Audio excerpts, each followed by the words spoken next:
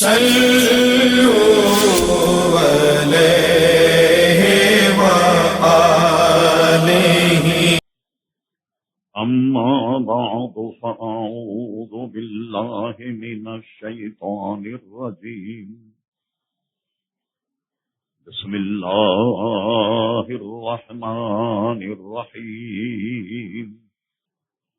يا أيها الذين آمنوا هل أدلكم على تجارة تنجيكم من عذاب أليم تؤمنون بالله ورسوله وتجاهدون في سبيل الله بأموالكم وأنفسكم ذلكم خير لكم إن كنتم تعلمون. صدق الله مولانا العظيم وصدق رسوله النبي الكريم. إن الله وملائكته يصلون على النبي يا أيها الذين آمنوا صلوا عليه وسلموا تسليما. اللهم صل على سيدنا ومولانا محمد معظم الجود والكرم وآله وبارك وسلم صلاة وسلاما عليك يا سيدي يا رسول الله. بیٹھ جائیں بھائی، جہاں جگہ مل جائے بیٹھ جائیں. پورے پھلانگ کر کے آ رہے ہیں صفوں کو. آخری میں آن کر پہلی صفوں میں آنا اچھا نہیں. لوگ نمازیوں کے کندھوں کو پھلانگنا بہت برا لگتا. جہاں جگہ ملے وہاں بیٹھ جائیے، بڑی مہربانی ہو. محترم حضرات، جتنے بھی صحیفے ہیں وہ سب کے سب رمضان ہی میں نازل ہوئے. اس لیے نزول قرآن کے اعتبار سے یہ مہینہ بڑا مشہور اور معروف. اس میں کچھ تاریخی واقعات بھی. وہ یہ کہ اس رمضان کی 17 تاریخ کو بدر شریف کے میدان میں کفر اور اسلام کا ایسا معرکہ وقوع پذیر ہوا کہ اس نے اسلام اور مسلمانوں کی شوکت کو بڑھایا. اور جہاں جہاں تک اسلام یا مسلمانوں کا اور حضور کا پیغام پہنچا تھا، وہاں وہاں تک مسلمانوں کی دھاک بیٹھ گئی کہ مسلمان بھی کچھ لوگ ہیں دنیا میں ملے اور یہ معرکہ ان سے ہوا.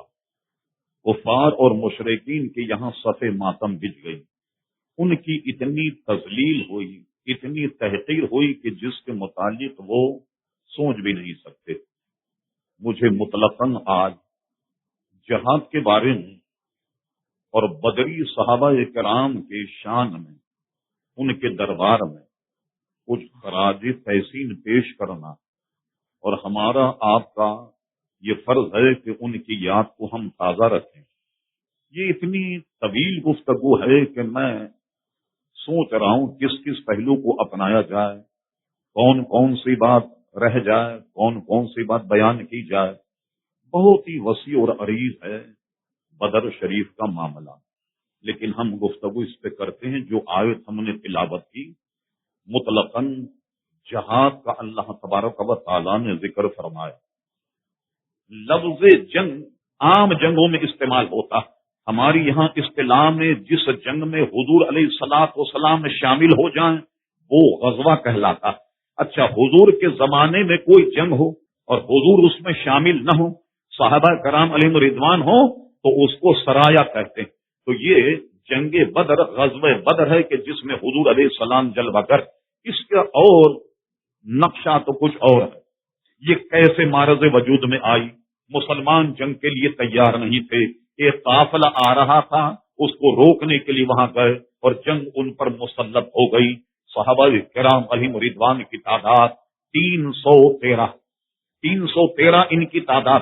ابن اسحاق ابن حشام کی روایت ابن اسحاق کی یہ ہے، یا تو کافر مشرکین 900 تھے یا 950 تھے، یا ان کی تعداد 1000 تھی۔ یہ قیاس کیا جاتا کہ 9 اور 1000 دونوں کے درمیان جو ان کے پاس ہر آدمی مسلح، ہر آدمی کے پاس سواری، کسی کے پاس گھوڑا ہے، کسی کے پاس اونٹ ہے، اور مسلمان 313 ہیں۔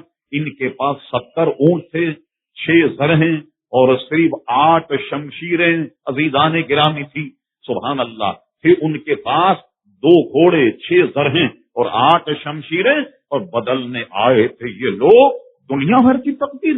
اتنے مختصر سرو سامان لے کر اور جنگ میں اتر گئے، اور ادھر کی طرف دیکھیے بڑے بڑے شاہ سوار، بڑے بڑے جناب جی وٹ، اور بڑے بڑے جنگ کے ماہرین کفار نے جان کر کے مکہ سے روانہ کر دیے کہ مسلمانوں کو ایسا سبق سکھا دیا جائے کہ آئندہ کبھی میلی آنکھ کر کے ہماری طرف نہ دیکھ۔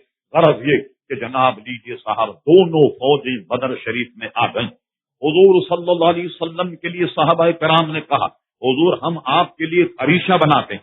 عریشہ یا عریش عربی میں ایک سائبان اور ایک جھوپڑی کو کہا جاتا ہے۔ حضور کے لیے ایک جھوپڑی سائبان بنایا گیا، کہا حضور آپ یہاں جلوہ رکھیے گا اور جنگ کا نقشہ ملاحظہ فرمائیے، ہدایت جاری کیجیے گا۔ بدو بدو حضور علیہ السلام جنگ نہیں لڑے، چنانچہ عریش بنایا گیا، اس میں حضور علیہ السلام کو بٹھا دیا گیا۔ کسی نے حضرت علی سے پوچھا، علی یہ بتاؤ کہ پوری جماعت صحابہ میں سب میں بہادر کون شخص ہے؟ حضرت علی نے فرمایا مجھ سے پوچھتے ہو تو میں کہوں گا کہ پوری جماعت میں سب سے زیادہ بہادر شخص صدیق اکبر۔ لوگ کہنے لگے ہم تو سمجھے کہ آپ اپنا کہیں گے، میں سب سے بڑا بہادر، اور مشہور یہی تھا۔ فرما تم ٹھیک کہتے ہو، جس سے میرا واسطہ پڑا، جس سے میرا پالا پڑا، اللہ نے مجھے غلبہ عطا فرمایا اور میں نے اس کو قتل کر دیا۔ لیکن میں یہ رائے دیتا ہوں کہ سب میں بہادر صدیق اکبر، اس لیے کہ جب عریش یہ جھوپڑی بنائی گئی سائبان، تو اعلان ہوا اب یہ جنگ کا میدان گرم ہونے والا، یہ بتاؤ کہ سائبان میں جب حضور جلوہ گر ہوں گے تو آپ کا محافظ کون ہوگا؟ قسم خدا کی پوری جماعت پر سناٹا چھا گیا۔ میں نے دیکھا کہ ایک شخص سب سے نکل کر ایسی تیزی کے ساتھ میں آیا کہ میں محافظ ہوں گا، وہ ابو بکر صدیق۔ خدا نہ خواستہ کہیں شیطانی وسوسہ یہ دل میں پیدا نہ ہو جائے۔ آپ نے یہ کہہ دیا کہ سب سناٹا ہو گیا، کیا ان میں کوئی شخص محافظ نہیں تھا؟ کیا کوئی حفاظت کے لیے تیار نہیں تھا؟ بات یہ تھی عزیزان گرامی، ذمہ داری کا مسئلہ تھا کہ کوئی حضور کا محافظ ہو اور اس کی موجودگی میں حضور کو صدمہ پہنچ جائے، قیامت تک کے لوگ اس کو معاف نہیں کریں گے۔ تو یہ احساس ذمہ داری کہ یہ ذمہ داری کون اٹھا، اور صدیق اکبر ایسے جان نثار، یہ ذمہ داری آپ نے اٹھائی اور پورے جنگ میں حضور علیہ السلام کی حفاظت عزیزان گرامی کرتے رہے۔ لیجیے صاحب، کل جنگ ہے، شوق شہادت اور عشق مصطفیٰ پر یہ بات کہہ دینا فائدے سے خالی نہیں۔ حضور علیہ السلام کے ہاتھ میں ایک لکڑی یا تیر صف باندھی جا رہی، تربیت دی جا رہی ہے جنگی لوگوں کو۔ صحابہ فرمایا سب بناؤ، سب بنانے لگ گئے۔ کسی فرماؤ ذرا پیچھے ہٹو، جو کوئی پیچھے تھا فرما ذرا آگے۔ ایسے کرتے کرتے کرتے حضور علیہ السلام کا تیر ایک صحابی تھے سواد، ان کے یہاں لگا کہ سواد ذرا سب درست کرو۔ سواد نے موقع سے فائدہ اٹھا کر کہا یا رسول اللہ صلی اللہ علیہ وسلم، آپ دنیا میں عدل قائم کے لیے آئیں، اور آپ عدالت جو ہے وہ آپ کی بڑی مشہور ہے، انصاف کے لیے آپ تشریف لائیں، اور آپ نے جو مجھے یہ تیر مارا ہے میں اس کا قصاص لوں گا، میں اس کا بدلہ لوں گا۔ چھوٹا منہ بڑی بات۔ صحابہ کرام علیہم رضوان حیران کہ یہ ایک غلام مصطفیٰ ہے، حضور کا چاہنے والا ہے، یہ کہہ کیا رہا کہ میں آپ سے اس کا بدلہ لوں گا؟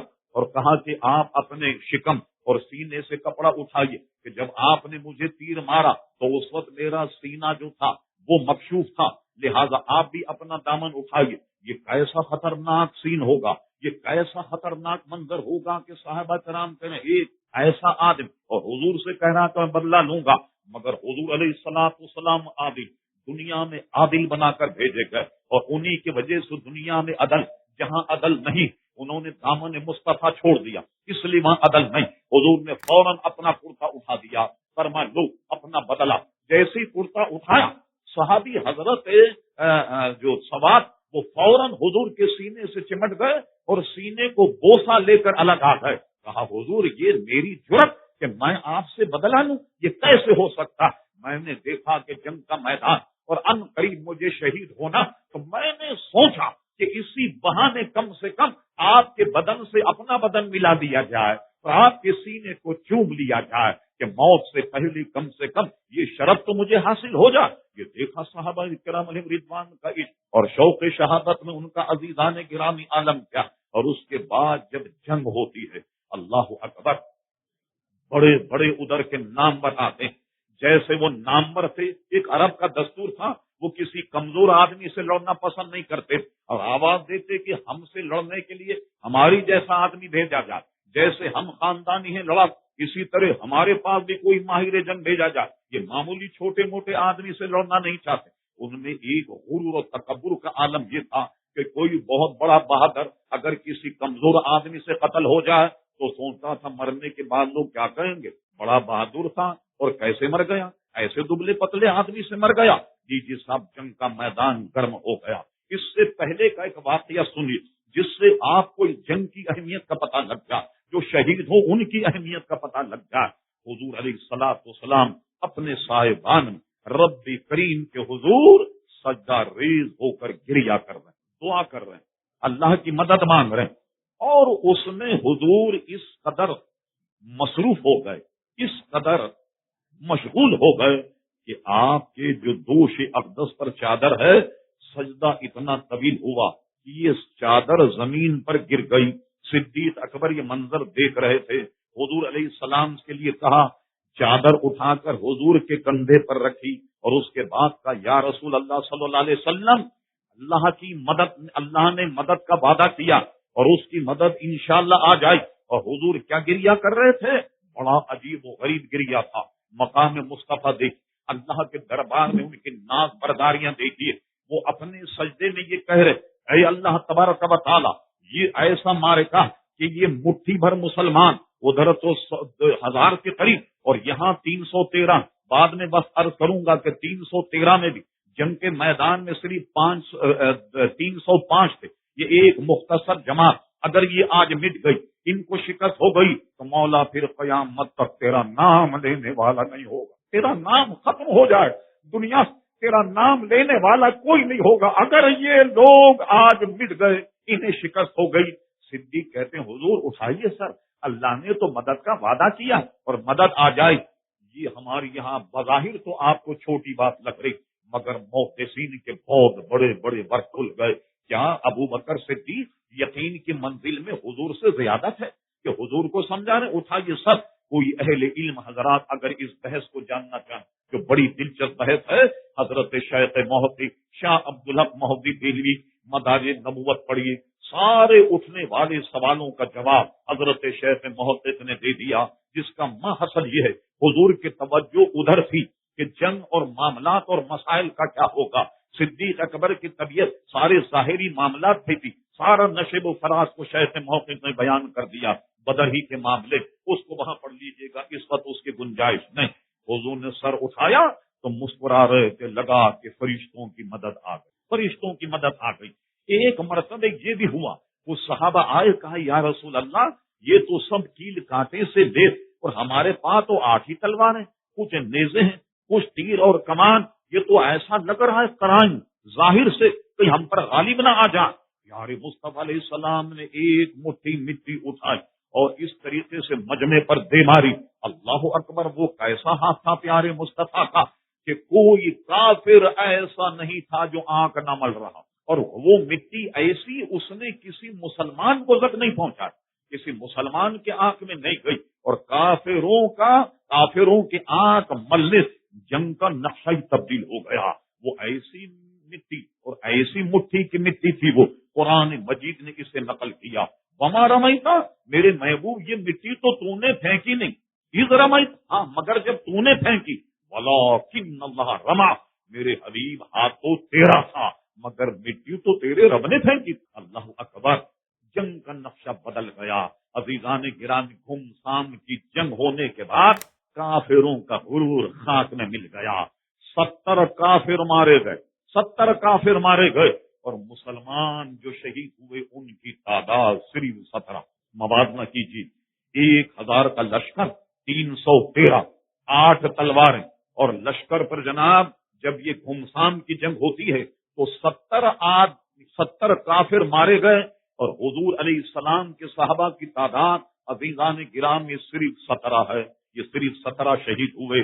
جنگ کا میدان گرم ہونے سے پہلے یہ صحیح ستہ میں حدیث موجود، حضور رات کی جانب نکلے، میدان جنگ کا موازنہ کیا، اس کی ریت بجری کیسی ہے، بھاگ دوڑ میں صحیح ہے یا نہیں، اونٹ اور گھوڑے دوڑیں گے، ان کے لیے کوئی مسئلہ تو نہیں، سارا معائنہ کرنے کے لیے گئے۔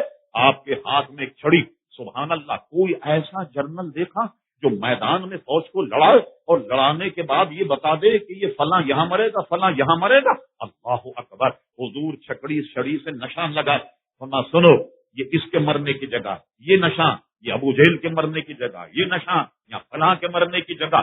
صحابہ کہتے قسم خدا کی جب جنگ ختم ہو گئی تو ہم نے جب مرے ہوئے لوگوں کا جو پڑے ہوئے تھے مرے کفار مشرکین، ان سب کا جب جائزہ لیا، قسم خدا کی کوئی نشانہ خطا نہیں، کوئی نشانہ خطا نہیں ہوا کہ جہاں حضور نے جسے فرمایا وہ وہاں مرا پڑا ہوا تھا۔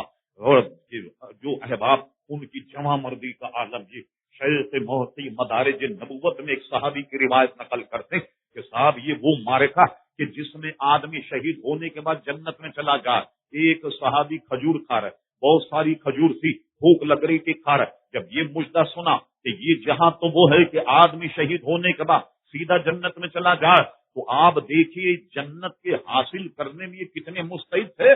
انہوں نے کھجور کی تھیلی پھینک دی اور فرمایا میں جنت میں جانے اور شہید ہونے میں اتنی دیر بھی گوانہ نہیں کرتا کہ پوری کھجوریں کھا لوں۔ کھجوریں پھینک دی اور جہاد میں جناب شریف ہو گئے، اور اس طریقے سے عزیزان گرامی شہید ہو گئے۔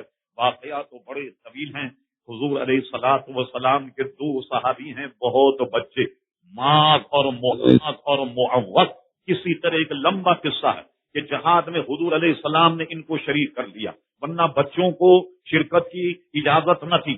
حضرت عبد الرحمہ ابن عوف بیان کرتے کہ چاروں طرف ٹناٹن کی آوازیں آ رہی تلواروں، اور 2 بچے میرے پیروں میں آ گئے، چھوٹے بچے پیروں میں آ گئے، تو میں ادھر ادھر دیکھ کر میں نے دیکھا کہ یہ 2 بچے تھے، حضرت معاذ اور معوذ، یہ دونوں بھائی میرے سے کہنے لگے چچا یہ بتاؤ کہ ابو جہل کا؟ وہاں سے بڑے بہادر آدمی تھے، وہ کہنے لگے بچوں تم کیا کرو گے ابو جہل کا؟ وہ تو بڑا جمع مرد ہے، بڑا دھنی ہے میدان کا، تم کیا کرو گے؟ جی ایک جملہ انہوں نے کہا اگر اس کو آپ محفوظ کر لیں، وہ یہ کہتے کہ یہ خبیث، اس نے کلمہ نہیں پڑھا، یہ حضور کا دشمن ہے یا فلاں ہے، جماعت کچھ اور باتیں بتا دیتے۔ سنیے 2 بچوں نے عزم کیا کیا تھا، کہا پورے جنگ میں ہدف بنائیں گے ابو جہل، اور ابو جہل کو ماریں۔ اور بھی بہت سارے بہادر تھے، ان کا محور کیا تھا؟ تقریباً تمام حدیثوں کی کتب اور تاریخ میں بھی ہے، انہوں نے عبد الرحمن ابن عوف سے یہ کہا ہم نے اس لیے اسے ہدف بنایا کہ سنا ہے یہ پیارے مصطفیٰ کو گالیاں دیتا۔ لیجیے اور اذیت پہنچانا تو ثانوی بات، کچھ اور کہنا تو ثانوی بات، کلمہ نہ پڑھنا ثانوی بات، کافر و منافق بے دین ہونا ثانوی بات، مگر ہم اس لیے ماریں گے کہ ہم نے سنا ہے کہ پیارے مصطفیٰ کو گالیاں دیتا، اس لیے ہم اس کو قتل کرنے کے لیے آج۔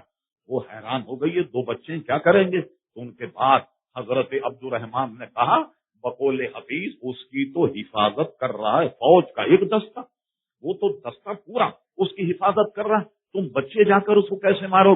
انہوں نے جواب دیا جس کو حفیظ قلم بند کرتا ہے کہ ہم بھی دیکھیں کہ یہ دستہ کب تک روکے گا اسرائیل کا رستہ، ذرا آپ بتائیے صحیح کہاں؟ میں نے دور سے بتا دیا کہ وہ ابو جہل، یہ دونوں بچے گئے۔ آپ حیران ہوں گے بچوں کی عمر 9 سال 10 سال اس کے لگ بھگ ہوگی۔ ایک صاحبزادے نے اپنی ایمانی قوت سے ایک تلوار ابو جہل کے ٹانگ میں ایسی ماری، ابن حشام کہتا، ابن اسحاق کی روایت کہ ایک بچے کی تلوار سے ابو جہل کی ٹانگ پر جب ماری تو اس کی ٹانگ ایسے اڑ کر کے گئی کہ جیسے پتھر کے نیچے سے کھجور کی گٹلی اڑ کر کے جاتی۔ کہا جب اس کے بیٹے نے مجھے دیکھا ابو جہل کے، اس نے میرا ہاتھ پر تلوار ایسی ماری کہ میرا ہاتھ لٹک گیا۔ بعد میں وہ حضرت اکرمہ ایمان لے آئے، ابو جہل کے بیٹے، تو ابو جہل کے بیٹے نے ہاتھ اس طریقے سے اس کو مار کر کے لٹکا دیا، اور یہ اپنے الٹے ہاتھ سے تلوار سے جہاد کر رہے ہیں اپنی بساط کے مطابق۔ آپ بتائیے کہ یہ ہاتھ جب لٹک جائے کسی کام کا نہ ہو تو جنگ میں یہ مداخلت کر رہا ہے، یہ مانے ہے یا نہیں کہ اس کو سنبھالیں، اس ہاتھ کو سنبھالیں؟ یہ تاریخ کا اہم ورق کہ ایسا مجاہد کبھی کسی نے نہیں دیکھا۔ یہ آدمی کا ہاتھ اس کے بدن کا حصہ ہوتا، مگر جنگ میں، جہاد میں اگر وہ مداخلت کرے، انہوں نے کیا کیا؟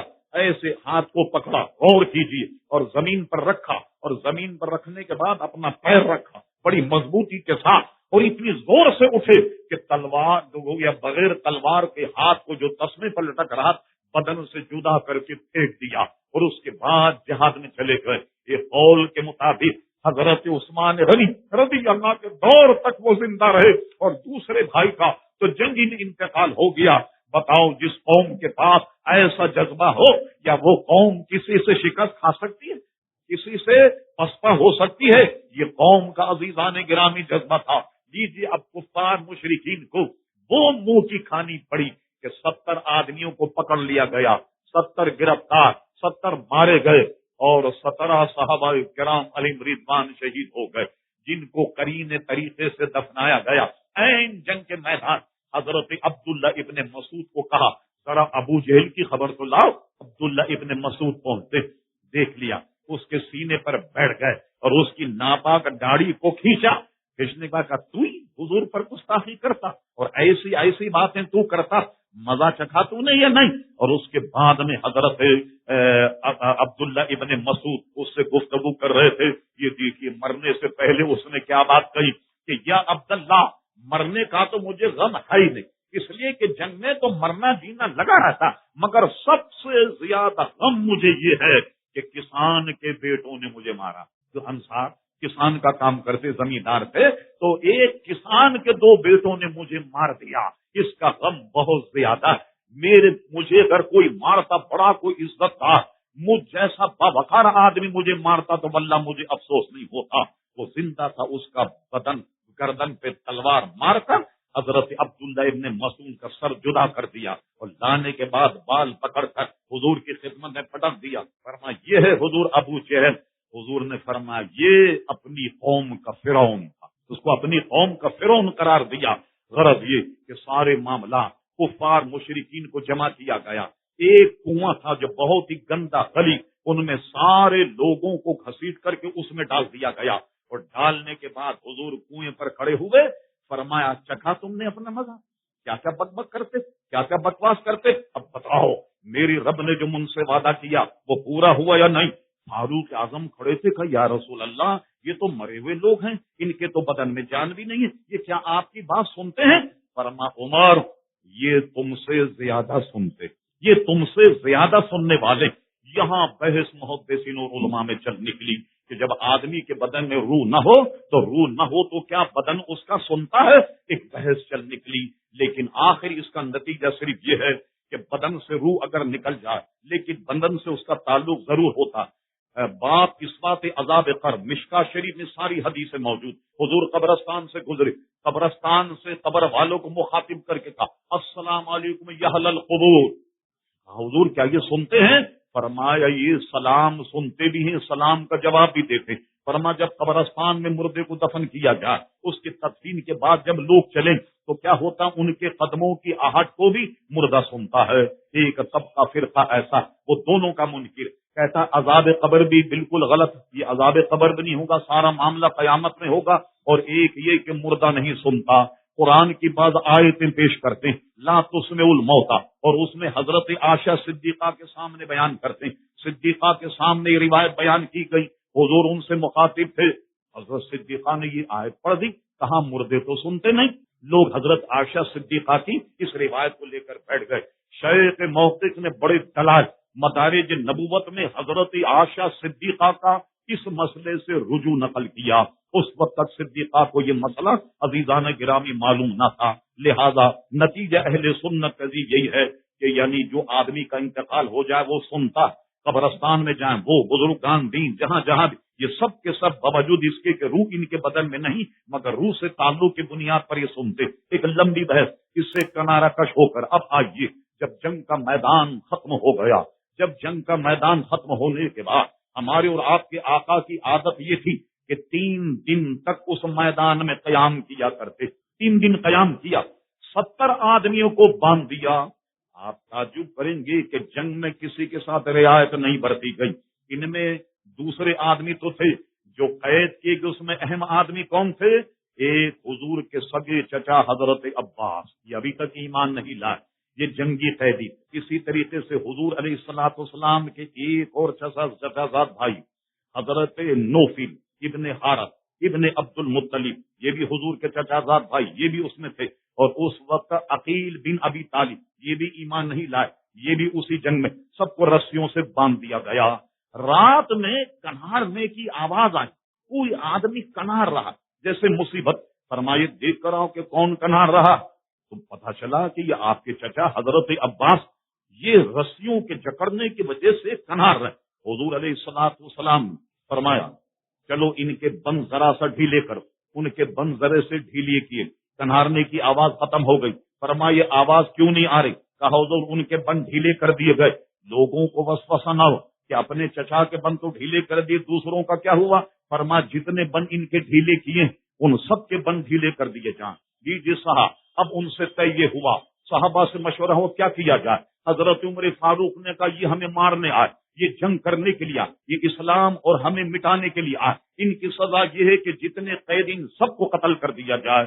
حضور نے صدیق اکبر سے کہا یا ابا بکر تم بتاؤ کیا ہے؟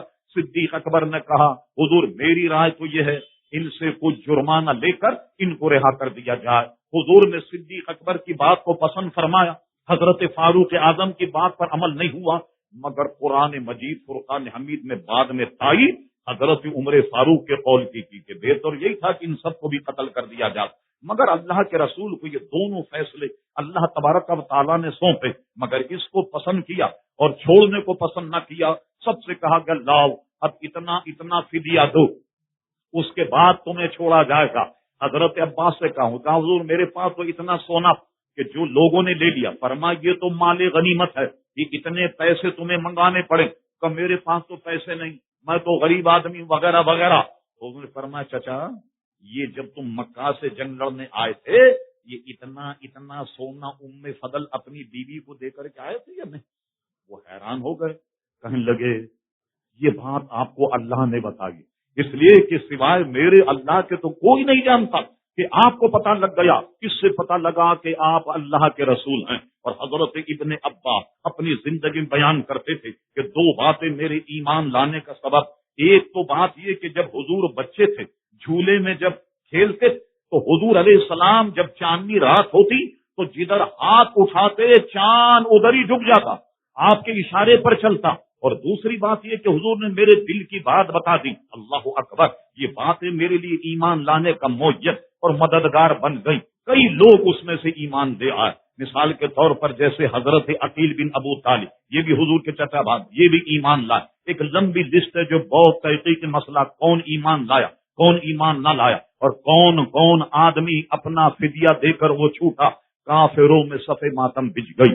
خبر جب مکہ پہنچی تو پابندی لگ گئی، خبردار کوئی روئے گا نہیں. مذاق اڑائیں گے مسلمان کے رو رہے ہو، کیسی پٹائی ہوئی، ہوتا ہے یا نہیں؟ خبردار کوئی روئے گا نہیں. پابندی لگ گئی رونے کی. جی صاحب، لوگوں کا تو یہ اس زمانے میں فیشن رواج تھا کہ اپنے مرے ہو پر رون. ایک جگہ رونے کی ذلت دیکھ، ایک جگہ سے رونے کی آواز آئی.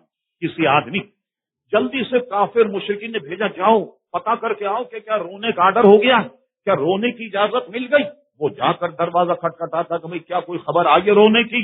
ارے انہوں نے کہا ہم اس لیے رو رہے ہیں کہ ہمارا اونٹ مر گیا، اونٹ کے مرنے پر ہم رو رہے ہیں. یہ واپس گئے، کہنے لگے صاحب رونے کا آرڈر ابھی نہیں ہوا، وہ تو اپنے اونٹ پر رو رہے ہیں، اونٹ مر گیا کو اس لیے رو رہے ہیں. کتنی سبکی ہوئی ان لوگوں کی کہ جناب اس دنیا میں یہ معرکہ ہونے سے اللہ نے اسلام کی عزت کو بڑھایا اور مسلمانوں کی شوکت کو بڑھایا. جو بڑے اطراع کر کے حضور علیہ السلام کے لیے آئے، اللہ نے سب کو نیست و نابود کر دیا. اور کیوں نہ ہو، ارشاد باری تعالیٰ یریدون لیطفئوا نور اللہ بافواہہم واللہ متم نورہ ولو کرہ الکافرون، کہ وہ لوگ کہ اسلام کے چراغ کو بجھانا چاہتے ہیں، اللہ تعالیٰ تو اس نور کو پورا کرے گا۔ وہ کس کو بجھانا چاہتے ہیں؟ فرمان نور سے مراد مصطفیٰ کی ذات۔ وہ حضور کو قتل کرنا چاہتے تھے، مگر اللہ تبارک و تعالیٰ نے کسی کو قدرت نہیں دی کہ حضور علیہ السلام کو قتل کرے، اور اللہ کا اہتمام یہ ہے واللہ متم نورہ ولو کرہ الکافرون، اللہ تعالیٰ تو اپنے نور کو پورا کرے گا، اگرچہ یہ بات کافروں کو بری لگے۔ 3 دن قیام کرنے کے بعد حضور اب مدینہ شریف کی طرف بہت سارا مال غنیمت لے کر کے لوٹے، اور کفار مشرکین میں صف ماتم بچ گئی۔ یہ پہلا مارکا۔ اب ایک بات جو کئی مرتبہ میں کہہ چکا ہوں، اب بھی کہتا ہوں، یہ ساری دنیا میں مسلمان کیسے جیتتے چلے آ؟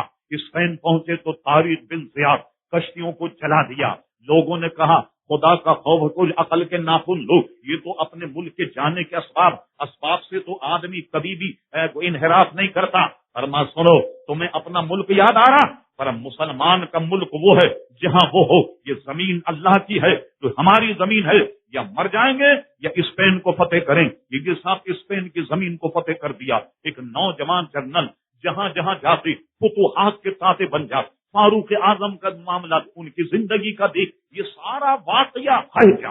اس کی جڑ یہ ہے، اس کا عرق یہ ہے، اس کا عطر یہ ہے۔ فاروق اعظم سے کسی نے پوچھا، یا امیر المومنین، کہیں تور کا کوئی قاصد ہوگا؟ یہ ساری دنیا سے آپ نے پنگا لے لیا، ساری دنیا کو کہہ دیا کہ آ جاؤ میدان، کیا طاقت ہے آپ کے پاس؟ کیا حربی سامان، کیا جنگی سامان ہے، کیا طاقت ہے خفیہ؟ سنو حضرت عمر فاروق نے کیسا جواب دیا، یہ تو سرے آپ سے لکھنے کے لائق۔ فرما سنو، ہمارا راز یہ ہے، ہماری طاقت یہ ہے، ہماری تقویت یہ ہے، ہماری فوج یہ ہے کہ تمہارے بادشاہوں نے تمہیں زندگی سے محبت کرنا سکھایا، مگر ہمارے نبی نے ہمیں موت سے محبت کرنا سکھایا۔ جس کو موت سے محبت ہو جائے، جس کو موت سے محبت ہو جائے، وہ مسخر نہیں کیا جا سکتا۔ جس کو موت سے محبت ہو جائے وہ ناقابل تصویر ہوتا ہے۔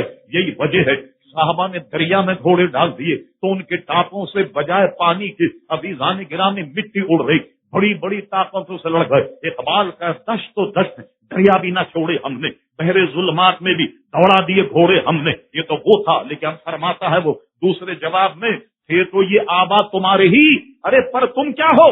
ہاتھ پر ہاتھ دھرے منتظر فردا کہ آسمان سے منا اور سلوا نازل ہوگا تو کھاؤ گے، محنت کرنے کی ضرورت نہیں، جینے کا طریقہ سیکھو، جینے کے قرائن سیکھو۔ یہ جتنے مسلم ملک حکمراں یہ سب کے سب بزدل ہیں، انہوں کافروں کو آنکھ دکھانے کی جرمت نہیں، یہ انہی کا پتا کھاتے ہیں، انہی کے اشارے پر آتے ہیں، انہی کے اشارے پر چلتے ہیں، جس کا نتیجہ یہ کہ ساری دنیا میں مسلمان ذلیل و خوار ہو رہا۔